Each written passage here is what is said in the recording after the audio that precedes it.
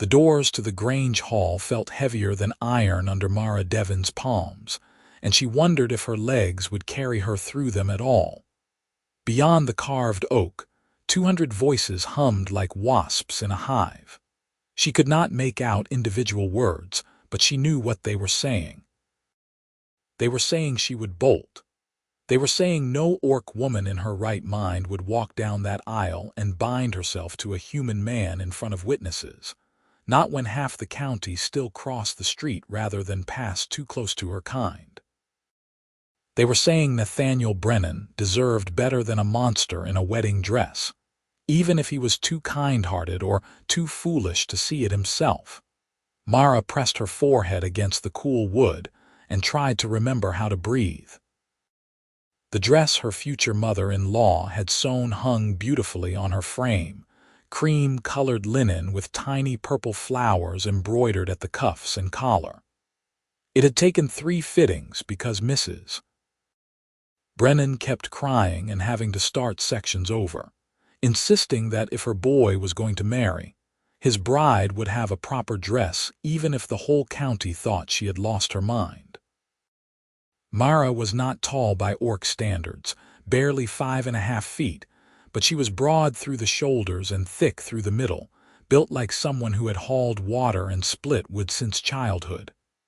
The dress made her look almost delicate, almost human, almost like she belonged. She did not feel like she belonged. Through the door, she heard the musicians begin to tune their instruments, readying for the processional. Her heart hammered so hard she thought her ribs might crack. This was not how she had imagined feeling on her wedding day back when she was young enough to imagine such things. Back then, she had pictured joy, or at least calm certainty. Not this sick, spiraling terror that felt like falling. The door opened a crack and Nathaniel's younger sister Lily poked her head through. "Mara, everyone's ready. Are you all right?" "No," Mara thought. "I am about to ruin your brother's life and I cannot figure out how to stop myself." "I am fine," she said instead, and was surprised that her voice came out steady. Lily studied her with the 2 wise eyes of a 15-year-old who had grown up fast after their father died. "You do not have to do this if you are not ready. Nathan would understand." That was the problem. He would understand. Nathaniel Brennan would stand up in front of everyone he had ever known and explain that Mara had changed her mind, and he would shoulder the embarrassment and the disappointment without complaint, the same way he shouldered everything else. He would go back to his orchard alone and tend his trees and never once blame her, and she would spend the rest of her life knowing she had been too much of a coward to give him the one thing he had ever asked of her. "I am ready," Mara said, and Lily's face split into a grin. The girl grabbed her hand and squeezed it once, then darted back through the door. A moment later the music began in earnest, a simple melody on fiddle and flute that Nathaniel had chosen because he knew Mara loved it. He had chosen everything with her in mind. The time of day because she did not like being the center of attention, and an afternoon wedding would be shorter than an evening one. The location because the Grange Hall was neutral ground, neither the human church where she would feel like an intruder nor the orc gathering grounds where his family would be uncomfortable. The vows that would be traditional but brief. He had planned it all around her comfort, as if that were the most natural thing in the world. She had fallen in love with him 3 years ago, so slowly she had not noticed it happening until it was too late. He had come to the river market one spring morning to sell apple starts, setting up his table near where she sold the vegetables she grew on her mother's small plot. She had noticed him because he did not stare. Most humans either gawked at her green skin and small tusks as if she were a carnival exhibit, or they looked past her as if she were not there at all. Nathaniel had simply nodded a polite greeting and gone about arranging his small potted trees in neat rows. She had spilled a basket of radishes that day, clumsy with nerves in the morning cold, and he had helped her gather them without comment. His hands had been gentle and dirt-stained, the hands of someone who worked growing things. "Thank you," she had managed, and he had smiled, a small, quiet expression that crinkled the corners of his eyes. "Welcome," he said, and went back to his table. He returned every market day that season and the next and the one after that. He began arriving early enough to help her unload her cart. They talked about soil composition and pest control and the right time to harvest. He lent her a book about companion planting, and she lent him one about heirloom seed varieties. He brought her cuttings from his orchard, and she brought him starts from her garden. Somewhere in the careful trade of small kindnesses, she realized she was watching for him every week, that his smile had become the thing she looked forward to most, that his voice was the one she heard in her head when she was alone. She realized she loved him on a day in late autumn when a merchant from the southern counties had loudly announced he would not buy vegetables that had been handled by orc hands. Nathaniel had calmly informed the man that if he could not respect the vendors at this market, his business was not wanted at any table. The merchant had left red-faced and blustering. Mara had stood there with heat in her throat and eyes, unable to speak. Nathaniel had turned to her and said simply, "Your vegetables are the best in the county. He is an idiot." It was not a declaration of love. It was better. It was recognition that she existed, that her work mattered, that she deserved basic dignity. She had gone home that night and admitted to herself that she was in love with a human man who probably saw her as nothing more than a friend. But Nathaniel had apparently seen her as something more, because 6 months later he asked if he could call on her properly. She said yes, before she could talk herself out of it. He courted her with the same patient steadiness he brought to everything else, showing up at her door with small gifts and careful conversation. He brought her flowers from his orchard and cuttings of his favorite trees.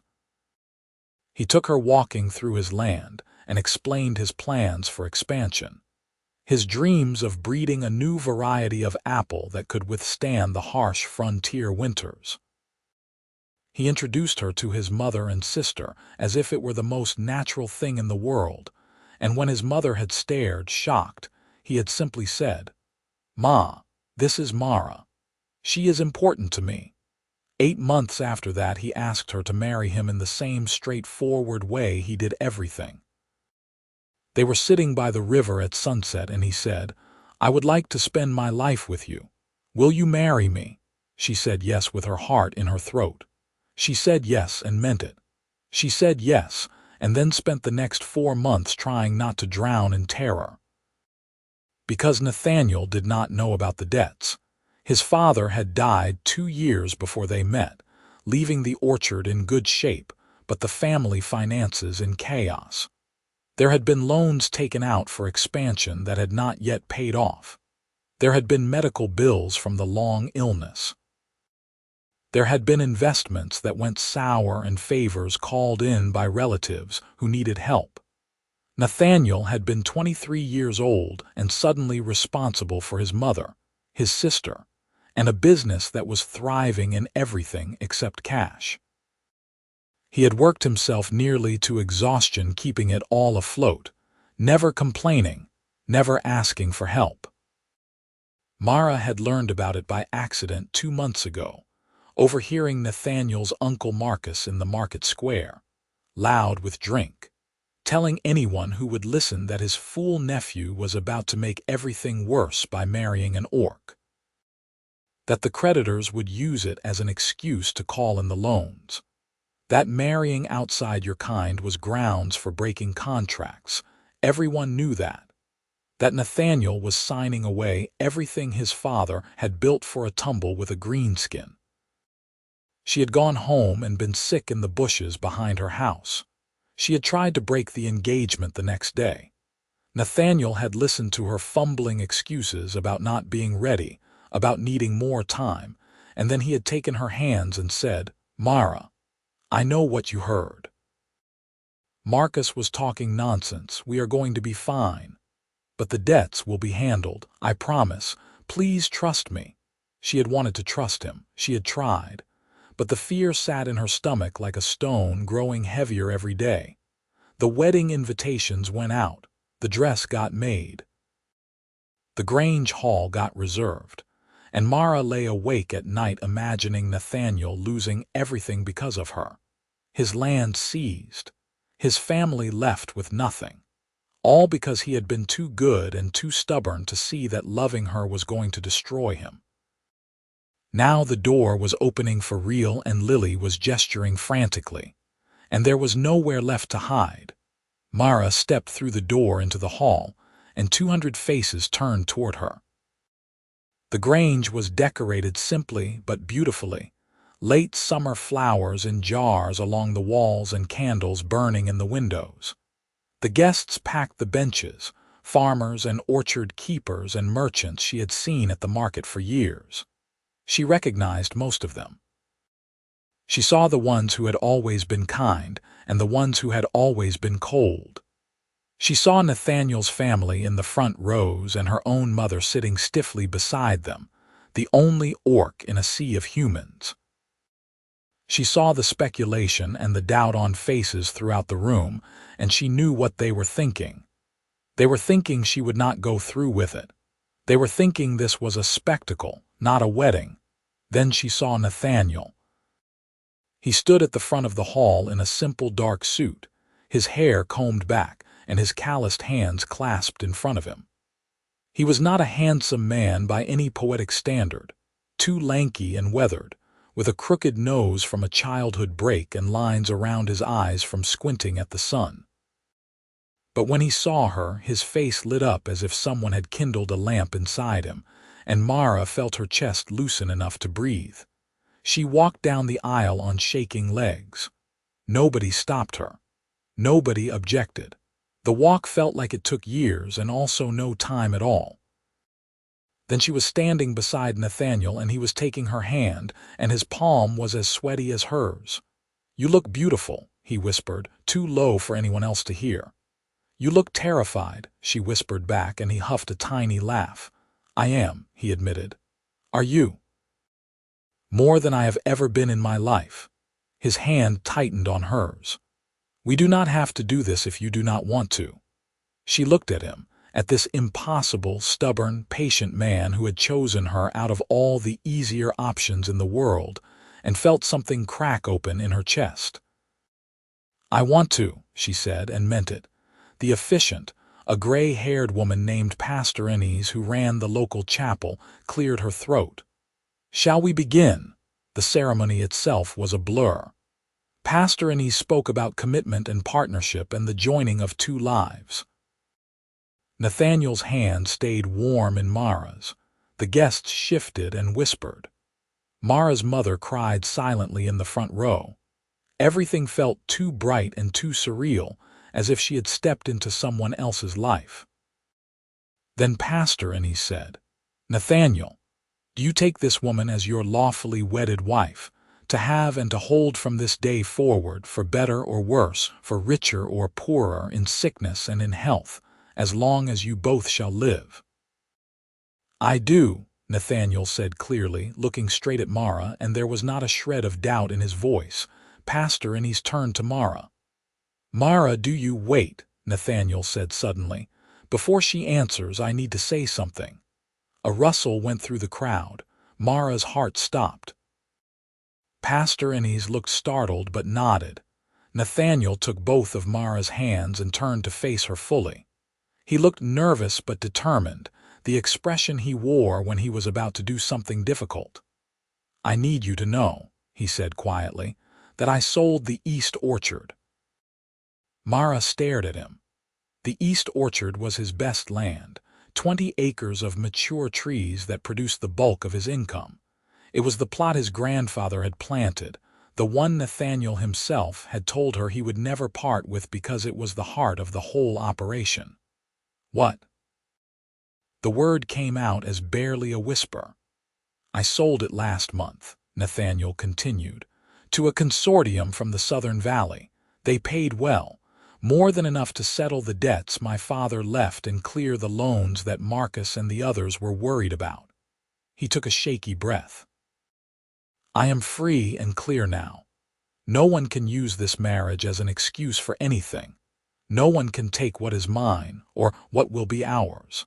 I am sorry I did not tell you sooner, but I needed to be sure the sale went through before I said anything. I did not want you to worry. Mara felt as if the floor had dropped away beneath her. The East Orchard, she repeated numbly. Nathaniel, that was your inheritance, your legacy. It was my father's legacy, he corrected gently. You are mine. Something broke open inside her chest. Around them the hall had gone completely silent, everyone straining to hear. You should not have done that for me, Mara said, and her voice cracked. That land was worth more than any debt. You could have kept it and simply not married me and everything would have been fine. Everything would not have been fine, Nathaniel said. I would not have had you. Tears were burning in her eyes now, blurring him into a wavering shape.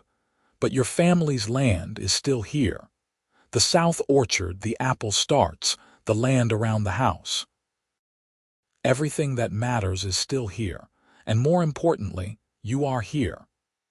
He wiped a tear from her cheek with his thumb, a gesture so tender it made her breath catch. Mara, you have been afraid I would lose everything by marrying you. But I already knew that if I did not marry you, I would have lost the only thing that actually mattered. The tears spilled over then, hot and fast, and she could not stop them. Around them, she heard sniffles and rustling as half the hall apparently decided to join her in weeping. Pastor Innes, whose own eyes were suspiciously bright, cleared her throat. Mara, would you like to say your vows? Mara had spent weeks memorizing the traditional words, simple phrases about honor and faithfulness and commitment. Safe, expected things that would not draw attention or make a scene. She had practiced them until she could say them in her sleep. Every one of them had just flown out of her head. Instead, she looked at Nathaniel through her tears and said the only truth she had left. I was going to run, she said, and heard gasps ripple through the crowd. Right up until I walked through those doors, I was planning how to run, because I thought loving you was going to destroy you. I thought I was poison, that being with me would cost you everything you had worked for. I have been so afraid of ruining your life that I almost ruined both our lives by leaving. Nathaniel's eyes were wet now, too. He held her hands like he was afraid she might disappear. I fell in love with you 3 years ago, Mara continued, her voice getting stronger.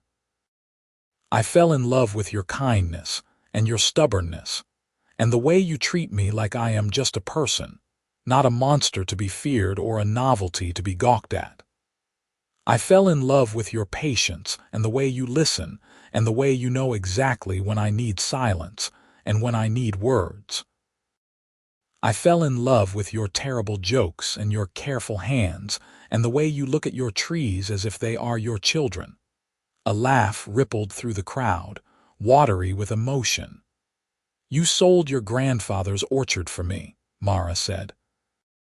You sold the land you swore you would never part with, so I could stop being afraid. And I do not have anything half so valuable to give you in return. All I have is myself. I am a half-educated orc woman who grows vegetables and has no family money and no prospects. I am difficult and scared, and I have a terrible temper when I am tired. I am going to embarrass you at social gatherings because I never know the right thing to say, and I am going to track mud into the house, and I am going to argue with you about the best way to stake tomatoes. Nathaniel was crying openly now, tears running down his face, but he was smiling. But I love you, Mara said, with everything I have. I love you enough to stay even though I am terrified. I love you enough to stand here in front of all these people and claim you publicly, even though half of them think you are insane and the other half think I have bewitched you.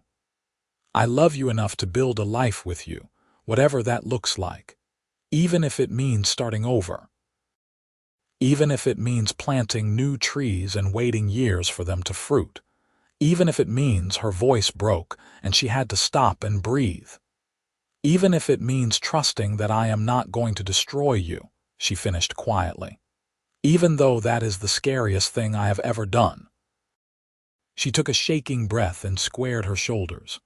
So yes, she said, looking straight into Nathaniel's eyes.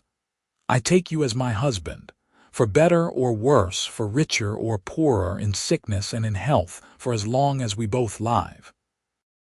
I take you, and I promise I will try every single day to be worthy of what you have given me. And I promise I will never, ever let you face anything alone again. The silence in the hall was total and absolute. Then Nathaniel pulled her into his arms and kissed her, and the hall erupted. People were crying and cheering and stamping their feet. Mara heard Nathaniel's mother sobbing into someone's shoulder, and her own mother's voice raised in what sounded like a war cry of triumph. Someone started clapping, and then everyone was clapping, the sound deafening in the enclosed space. When Nathaniel finally pulled back, both of them were laughing and crying at the same time, and Pastor Anise had to shout to be heard over the noise. I now pronounce you husband and wife. The celebration that followed was loud and joyful and chaotic. Tables had been set up outside the Grange Hall with food contributed by what seemed like half the county. There was roast chicken and fresh bread and summer vegetables, and pies made from Nathaniel's own apples. Someone produced a fiddle and someone else a drum, and dancing broke out on the lawn. Nathaniel's uncle Marcus, conspicuously sober and shame-faced, approached them during the meal and apologized stiffly for his earlier words, admitting he had been wrong to speak against the marriage. Mara accepted his apology with more grace than she felt, mostly because Nathaniel's hand was warm in hers, and she was too happy to hold grudges.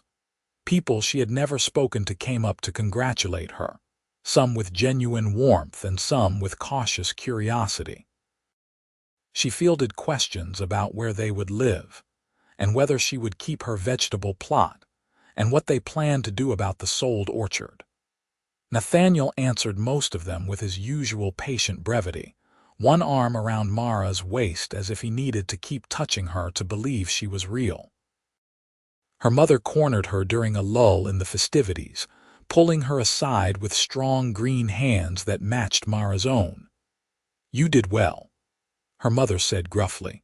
She was not an effusive woman, had raised Mara alone after Mara's father died in a border skirmish when Mara was young.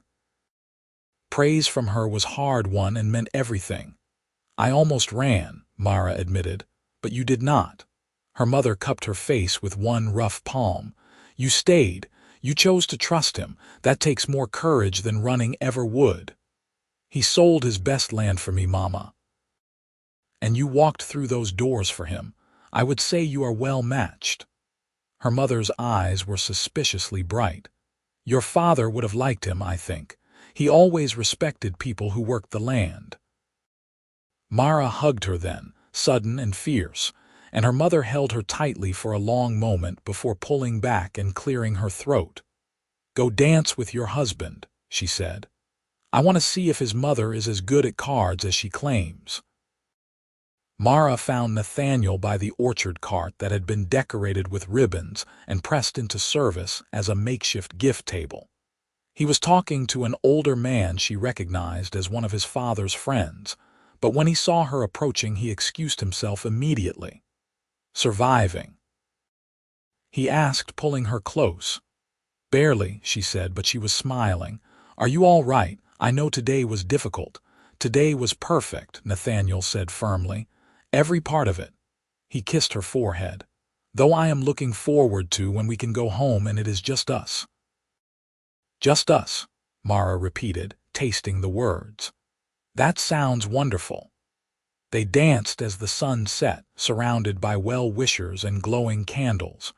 Mara was not a good dancer and Nathaniel was worse, but they moved together with the ease of people who had learned to fit themselves to each other. At some point, Lily came and stole Nathaniel away for a sister-brother dance, and one of Mara's cousins materialized from somewhere to spin Mara around the grass until she was dizzy and laughing. The party went on long after dark, but eventually Nathaniel caught Mara's eye across the lawn and tilted his head toward the road. She nodded, relief washing through her. They said their goodbyes and accepted final hugs and well wishes, then escaped into the warm summer night. The walk back to the orchard was quiet and peaceful. Nathaniel held Mara's hand and they moved slowly in no rush to arrive. The moon was almost full, lighting their way along the familiar path. "No regrets?" Nathaniel asked finally, and Mara elbowed him gently. "About what? Marrying you?" "Of course not. About all of it. The public vows, the tears, the drama," Mara considered. "I wish I had been less terrified going in," she admitted. "But no, I do not regret any of it, do you? Not even a little bit." He squeezed her hand. "Though I am sorry I did not tell you about the orchard sale sooner. I just wanted to be sure before I said anything." "I understand why you did not tell me," Mara said, "and I am sorry that you felt you had to make that choice at all." "It was not a hard choice," Nathaniel said quietly. "Not really. The land can be replaced eventually. You could not be." They walked in silence for a few more minutes, then Mara said, "Thank you." "For what?" "For being patient with me. For not giving up when I tried to push you away. For loving me even though it would have been easier not to." Nathaniel stopped walking and turned to face her, taking both her hands. In the moonlight his face was serious and tender. "Mara, I need you to understand something. Loving you has never been hard. Living without you would have been hard. Giving up on you would have been impossible." He touched her face gently. "You are not a burden I am choosing to carry. You are the person I want to build a life with. There is a difference." Fresh tears pricked at Mara's eyes, but they were good tears this time, sweet instead of bitter. "I love you," she said. "I love you too." They stood there in the moonlight for a long moment, just holding each other, and Mara felt something inside her finally settle. The fear was not gone entirely. She suspected it would take time for that to fade. But it was quieter now, manageable.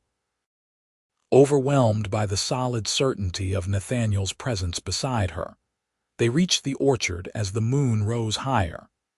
The house was dark and peaceful, and Nathaniel carried Mara over the threshold despite her protests that she was too heavy. He was stronger than he looked and barely staggered, setting her down gently inside the door. Their wedding night was sweet and awkward and tentative. Two people learning the shape of each other with careful hands and whispered words. Mara had been nervous about this too, but Nathaniel was patient and attentive, and the intimacy of it felt like a natural extension of everything else they had built together. Afterward they lay tangled in the sheets, Mara's head on Nathaniel's chest, listening to his heartbeat slow. "What will you do about the East Orchard?" Mara asked quietly. "Will you try to buy it back eventually?" "Maybe," Nathaniel said. The consortium that bought it was actually a group of younger farmers looking for land to develop. I know most of them. They said if I ever wanted to buy back in as a partner, they would consider it. But I am not in a rush. The South Orchard will keep us comfortable, and I have some ideas for the land closer to the house that might work well. "Tell me," Mara said, and he did, his voice rumbling pleasantly under her ear as he outlined plans for new varieties and experimental grafting techniques. She fell asleep to the sound of him dreaming out loud, safe and warm and more content than she had ever been. The weeks that followed settled into a gentle rhythm. Mara moved her things into the orchard house, merging her life with Nathaniel's in 1,000 small ways. They worked side by side, her tending the vegetable garden she expanded near the house while he managed the apple trees. In the evenings, they cooked together and planned for the future, speaking in terms of seasons and years. 6 weeks after the wedding, Nathaniel came home one afternoon with a wagon full of young saplings and a smile on his face. "What are those?" Mara asked, wiping dirt from her hands. "Apple starts," Nathaniel said. "A new variety I have been working on developing, cold hardy and disease resistant. I thought we could plant them on the north field, the plot that has been sitting empty." They spent the next week planting together, working in companionable silence broken by occasional conversation. The days were getting shorter, autumn creeping in, and they worked quickly to get the trees in the ground before the first frost.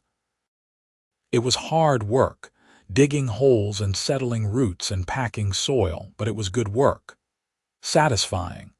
On the last day, as they planted the final tree, Nathaniel said, "These will take 5 years to fruit, maybe 6.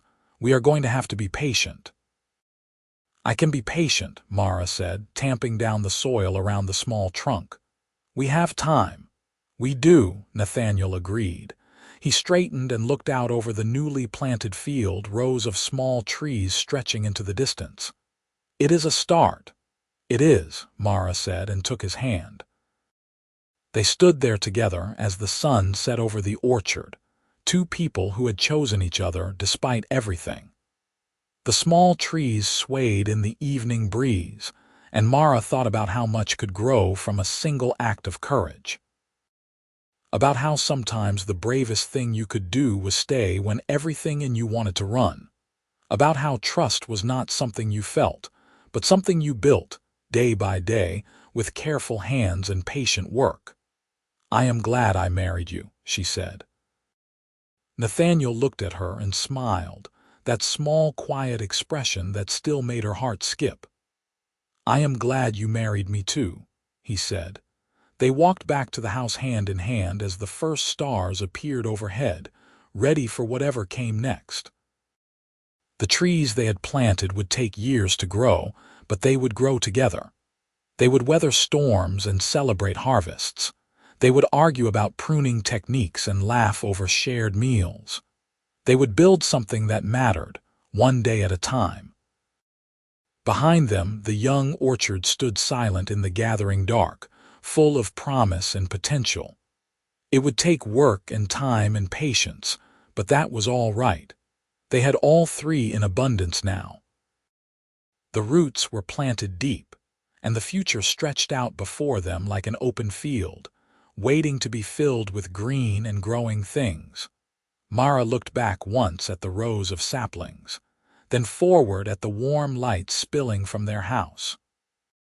She thought about the girl who had stood terrified behind the Grange hall doors, certain that love would destroy everything she touched. That girl seemed very far away now, though it had only been weeks. In her place was a woman who had learned that sometimes the things you were most afraid of were the ones most worth doing. That courage was not the absence of fear, but the choice to move forward anyway. That love was not a weakness or a burden, but a kind of strength she had never imagined. She squeezed Nathaniel's hand, and he squeezed back, and they went inside together to begin the rest of their lives.